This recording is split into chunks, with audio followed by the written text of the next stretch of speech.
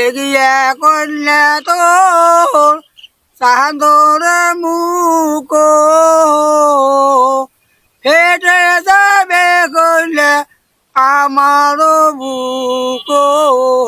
আর সেই মেঘলা আকাশ থেকে এখন বৃষ্টি হচ্ছে। ভারতের বাড়িতে ঢুকবো না বাংলাদেশের বাড়িতে ঢুকবো সেই চিন্তা করতেছি। মানে আপনি বর্তমানে ইন্ডিয়াতে আর আমি হলাম সেই বাংলাদেশে। মানে বাংলাদেশের বাড়ি আছে, ভারতের বাড়ি আছে। হ্যাঁ, এই যে প্লেয়ার, এটা বাংলাদেশ, এটা ভারত, ওইটা ভারত, এটা বাংলাদেশ, অল্প সামান্য। পাঁচশো ভারত, এই পাঁচশো ভারত, ও পাঁচশো ভারত। বন্ধুরা স্বাগতম জানাচ্ছি নতুন আরেকটি ভিডিওতে। আজকে আমি চলে এসেছি সেই কুড়িগ্রাম এলাকায়, যে কুড়িগ্রাম এলাকায় রয়েছে এই সীমান্ত দিয়ে ঘেরা। আর এই কুড়িগ্রাম এলাকায় রয়েছে একটি গ্রাম দুটি দেশ। আমার এই সাইডে হচ্ছে ভারত আর এই সাইডে হচ্ছে বাংলাদেশ। এই যে পুকুরটি দেখছেন এটি হচ্ছে বাংলাদেশের পুকুর, আর এই জমিগুলো হচ্ছে ভারত। আর ঠিক অপোজিটে রয়েছে একটি গ্রাম, যে গ্রামটি ভারত এবং বাংলাদেশের সাথে যুক্ত। চলুন বন্ধুরা দেখে আসি। এই গ্রামের মানুষ একে অপরের সঙ্গে গভীরভাবে সম্পৃক্ত। আজ আমরা জানবো এই গ্রামের ভৌগোলিক অবস্থান। আচ্ছা, আপনাদের এখানে একটি গ্রাম আছে যে ভারত বাংলাদেশ একসাথে গ্রাম। ভারত বাংলাদেশ তো এইটা তো মনে করো যে ও পাঁচশো ভারত, এই পাঁচশো ভারত, ও পাঁচশো ভারত। চতুর্পাশে ভারত। হ্যাঁ, এটা একটা ছিট। হ্যাঁ, এই জায়গাতে আছে, বহু আছে, এই সাইডেও আছে, ও সাইডেও আছে, ও সাইডেও আছে। এখান থেকে কত দূর যাওয়া লাগবে? মাইলখানেক। আচ্ছা, এই জায়গাটার নাম কি আপনাদের? বিদ্যাভবিষ। এটা কোন জেলায় পড়ে? এটা কুড়িগ্রাম থানা ফুলবাড়ি। বন্ধুরা আমরা সেই বাংলাদেশি রাস্তা ধরে হেঁটে যাচ্ছি একদম সীমান্তের কাছে, যেখানে রয়েছে একই উঠানে দুটি দেশ, একটি বাংলাদেশ, একটি হচ্ছে ভারত। আর সেখানে গ্রাম রয়েছে একটি, যে গ্রামটি ভারত এবং বাংলাদেশের একসাথেই রয়েছে। এই গ্রামটি আপনাদেরকে দেখাবো, ততক্ষণে বন্ধুরা আমার সঙ্গে থাকুন। আর যারা আমার চ্যানেলটি সাবস্ক্রাইব করে রেখেছেন তাদেরকে জানাচ্ছি অসংখ্য ধন্যবাদ। আর যারা আমার চ্যানেলটি এখনো সাবস্ক্রাইব করেননি, যত দ্রুত পারেন আমার চ্যানেলটি সাবস্ক্রাইব করে রাখুন এবং পাশে থাকা বেল আইকন বাটনটি অন করে রাখুন। বন্ধুরা দেখুন এই গ্রামীণ পরিবেশটা কত সুন্দর, চতুর্পাশে সবুজ, তার মাঝখানে কিছু কিছু জায়গায় পানি রয়েছে। আর সেই রাস্তা ধরে আমরা যাচ্ছি। দেখুন এখান থেকে যে দেখা যাচ্ছে দূরে, ওই যে দূরে লাইট করে দেখা যাচ্ছে, এটি হচ্ছে ভারতের লাইট। আর সেই ভারতের লাইটের সাথেই রয়েছে যে গ্রামটি, এই গ্রামটি হচ্ছে বাংলাদেশের। আর এই বাংলাদেশের গ্রামটির অপর দিকে রয়েছে সেই ভারতের গ্রাম। এই যে রাস্তাটি দেখছেন, এই রাস্তার এক পাশে হচ্ছে বাংলাদেশ, এক পাশে ভারত। এমনকি কারো বাড়ির যে উঠানটা রয়েছে সেই উঠানটা পর্যন্ত ভারতে রয়েছে। আজ আমরা জানবো এই গ্রামের ভৌগোলিক অবস্থান, ইতিহাস, ঐতিহ্য এবং এখানকার মানুষের জীবনযাত্রার গল্প। কই যাচ্ছেন? হ্যাঁ, কই যাচ্ছেন? ও বিয়ের বাড়ি। বিয়ে খাবেন? হ্যাঁ, বিয়ের বাড়ি। আচ্ছা, আপনাদের এখানে গ্রাম আছে একটা, যে ভারত এবং বাংলাদেশ একসাথে গ্রামটা। হ্যাঁ, ভারত এবং বাংলাদেশে একসাথে একটা গ্রাম আছে। হ্যাঁ, যে কোন দিক দিয়ে যাওয়া যাবে? এই শোনো, এদিক যায়, এদিক যাবে, নদী নেওয়া আছে, বাংলাদেশ আছে। এই যে এই সামন দিয়া, হ্যাঁ, এই সামনে দিয়ে। মানে বাংলাদেশের বাড়ি আছে, ভারতের বাড়ি আছে। হ্যাঁ, এই যে প্লেয়ার, এটা বাংলাদেশ, এটা ভারত, ওইটা ভারত, এটা বাংলাদেশ, অল্প সামান্য। বাড়ি ঘরও আছে তো? হ্যাঁ, বাড়ি ঘর আছে, যাওয়া যাবে, যাবে, কোনো সমস্যা নেই। বাড়ির বাগে যাওয়া যাবে, কিন্তু ভিতরে যাওয়া যাবে। বন্ধুরা এই সীমান্তবর্তী এসে আমার অনেক ভালো লাগলো। ওই মুরব্বী চাচার কাছ থেকে গান শুনলাম, শুনে অনেক ভালো লাগলো। আসলে সীমান্তবর্তী এলাকায় মানুষের যে এত প্রতিভা রয়েছে সকলেরও অজানা, আমারও অজানা ছিল। তাই এই সীমান্তবর্তী এলাকায় এসে ওনার গান শুনে অনেক অনেক ভালো লাগলো। চাঁদর মুখ ফেটে যাবে কইলে আমারও বুক, শান্ত করো দিয়ের আলি দম কাটো, বয়স হয়ে গেছে না? আচ্ছা, আগে যাত্রা পালার গান করছেন? হ্যাঁ, যাত্রা করছি, কুশন করছি, এলা বেহুলে, বেহুলা লক্ষিন্দ্রের গান। হ্যাঁ, এলা বেহুলে, আচ্ছা, একটা বেহুলা লক্ষিন্দ্রের গান হ্যাঁ, শুনি। এলা বেহুলে না খান ফোড়াই যে খান ফোড়া। কারা দুল পড়ছিল? হ্যাঁ, এলাও কামিজ সালোয়ার আছে, এলাও শাড়ি সায়া আছে, পোশাক সবই আছে, মানুষ ছাড়ে না। এখনো গান করে? হ্যাঁ, আগে যারা আমার কণ্ঠ ভালো। বেহুলা লক্ষিন্দ্রের একটা গান বলেন শুনি। এই যে কবি দেখিয়া কন্যা তোর চাঁদর মুখ ফেটে যাবে কন্যা আমারও বুক, শান্ত করো দিয়ার আলি গানো, কেনে কন্যা তোর কটু রহিয়া মনবাদী যে কন্যা অসানো দিয়ে শান্ত করো দিয়ে রে আলি গান শান্ত করবে আলিঙ্গান সামান আছে ওই বেহুলাতে ওই স্বামীকে স্বামীকে মাধ্যমে দিবেন না কথা বুঝছেন। চারদিক থেকে ভারত সীমান্তে ঘেরা এই গ্রামের ভেতর দিয়ে আমরা ধীরে ধীরে এগিয়ে চললাম।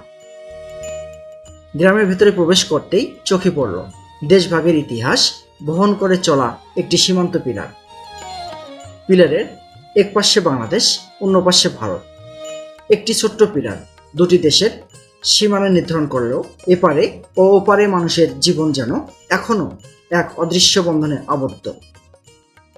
সর্বপ্রথম দেখলাম যে একটি ক্যাম্প, যে ক্যাম্পটি হচ্ছে ভারতের, এই যে ক্যাম্পটি, এই ক্যাম্পের সাথেই রয়েছে একটি গেট, যখন পকেট গেট, ওই যে দূরে গেটটি দেখা যাচ্ছে এটি হচ্ছে সেই পকেট গেট। আর কিছু বিএসএফ হয়তো এখানে এসেছে, দেখা যাচ্ছে যে গাড়ি থামিয়ে এখানে প্রবেশ করতেছে। আমরা দেখার চেষ্টা করবো আপনাদেরকে। আর তার সাথে রয়েছে একটি বাড়ি, দেখুন এই বাড়িটি হচ্ছে ভারতের, আর ঠিক অপোজিটে যে বাড়িগুলো রয়েছে এই বাড়িগুলো হচ্ছে বাংলাদেশের। আমরা এই ভারত এবং বাংলাদেশের বাড়িগুলো আপনাদেরকে ঘুরে দেখাবো, তার সাথে ঘুরে দেখাবো এই সীমান্তবর্তী এলাকাটি। এই যে এই জমিতে, এটা জমি বাংলাদেশ, ওটা জমি ভারত মানে বাড়ি দিয়ে ওটি আছে। মানে বাংলাদেশের বাড়ি আছে তো? হ্যাঁ, বাংলাদেশের বাড়ি একটা এটি আছে, লাগালাগি মনে করো ওটি আর কি, প্রায় আচ্ছা অল্প একটা জমি। বন্ধুরা, আমরা যাচ্ছি সেই গ্রামীণ রাস্তা ধরে একদম ভারতের সীমান্তবর্তী এলাকায়। বন্ধুরা, অবশেষে পৌঁছে গেলাম সেই ভারত বাংলাদেশের যে বাড়িগুলো রয়েছে সেই বাড়িগুলো। আমার এই সাইডে যে বাড়িগুলো আছে এগুলো হচ্ছে ভারতের, আর আমার ঠিক এই সাইডে যে বাড়িগুলো রয়েছে দেখুন এই যে বাড়িগুলো, এগুলো হচ্ছে বাংলাদেশের। একটি উঠান, এই যে উঠানটি দেখছেন এটি হচ্ছে ভারত বাংলাদেশের সেই উঠান, আর এই উঠানটির পরে রয়েছে ভারতের বাড়ি। এই বাড়িতে অর্ধেক বাংলাদেশ আছে, অর্ধেক ভারত। মানে এই বাড়িটা অর্ধেক বাংলাদেশ, ওই পাখা ফিরে আগান না। ওদিকে যাবো না তো আমরা, হুম, কিন্তু এই বাড়িটা অর্ধেক বাংলাদেশে অর্ধেক ভারতে, হয়। মানে এই বাড়িটা শেষ বাড়ি। মানে ওই যে গলিঘাটটা ওই যে আছে না, হ্যাঁ, এর পাশ পাশে ইন্ডিয়া। পিছন পাশে ইন্ডিয়া। একে এইটা আল, হ্যাঁ। এটা ইন্ডিয়া। ওই বেড়াখানাতে। আপনার বাড়ি কই? আমার বাড়ি তো আব্দুলিয়া বাজার, আমার ভাস্তি বাড়ি বেড়ার ভিতরে। আচ্ছা চলেন দেখি যাই সেই শেষ বাড়ি বাংলাদেশে। ওই পাখা তো আমার আগান না। আচ্ছা বন্ধুরা, আমরা যাচ্ছি সেই ভারতের বাড়ির একদম শেষে। আমরা সেই বাংলাদেশের যে বাড়িটি দেখছেন এই হচ্ছে বাংলাদেশের বাড়িটি, আর বাংলাদেশের বাড়িটি অপর দিকে রয়েছে সেই ভারতের বাড়ি। এই যে বাড়িটি দেখছেন এটি হচ্ছে বাংলাদেশের শেষ বাড়ি, আর এই বাড়িটির পেছনে রয়েছে ভারতের বাড়ি। আচ্ছা, এটা বাংলাদেশের বাড়ি না ভারতের বাড়ি? আমার কাছে সন্দেহ লাগাছে, এটা ভারতের বাড়ি না বাংলাদেশের বাড়ি? এই বাড়িটির ঠিক পাশেই রয়েছে ভারতের একটি বাড়ি। প্রথম দেখায় মনে হয় যেন দুটি দেশের পাশাপাশি বসবাস করছে। বাড়িটির দুপাশে রয়েছে সরু গলি, আর সেই সরু গলি দিয়ে কয়েক কদম হেঁটে গেলেই পিছনটা ইন্ডিয়া, এই গাছটা, আমার গাছটা। হ্যাঁ আরো পাশে যাওয়া যাবে না? না, এই পাখা ফির দেখেন তুই সাবধানে এখন তুই বাংলার পুলিশ। আচ্ছা, বাংলা পুলিশ আসলে সমস্যা নেই, ওরা আমি কন্ট্রোল করে পাবো। এখন তোমরা আমরা ধীরে ধীরে পৌঁছে যাচ্ছি সেই ভারতের যে গ্রামটি রয়েছে। দেখুন কি একটি অবস্থা, যে একটি উঠানে দুটি দেশ। এটি হচ্ছে বাংলাদেশের বাড়ি, আর এটি হচ্ছে ইন্ডিয়ার বাড়ি। ওই সুপারি বাগানটা বাংলাদেশের? ইন্ডিয়া। ইন্ডিয়ার? হ্যাঁ, আপনি তো ইন্ডিয়া চলে যাবেন নাকি? আপনার কি ফুপুর বাড়ি আছে না আপনার ভাস্তির বাড়ি? আমি তার সঙ্গে কথা বলার চেষ্টা করেছিলাম, কিন্তু তিনি কোনো উত্তর না দিয়ে ভারতের দিকে হেঁটে চলে গেলেন। সীমান্ত এলাকায় জীবন এমনই, কখনো রহস্যময়, কখনো ব্যতিক্রম। এটা ইন্ডিয়া, মানে আপনি বর্তমানে ইন্ডিয়াতে আর আমি হলাম সেই বাংলাদেশে। এটা জিরো লাইন না? এই এক পা আগে দিলে ইন্ডিয়া। এখানে সীমান্ত পিলার কই আছে? সীমান্ত পিলার কোন দিকে? ওই যে সুপারি বাগানের ওই দিকে না? বন্ধুরা, বেশ কিছুক্ষণ থেকে সেই আকাশ মেঘলা, আর সেই মেঘলা আকাশ থেকে এখন বৃষ্টি হচ্ছে। ভারতের বাড়িতে ঢুকবো না বাংলাদেশের বাড়িতে ঢুকবো সেই চিন্তা করতেছি।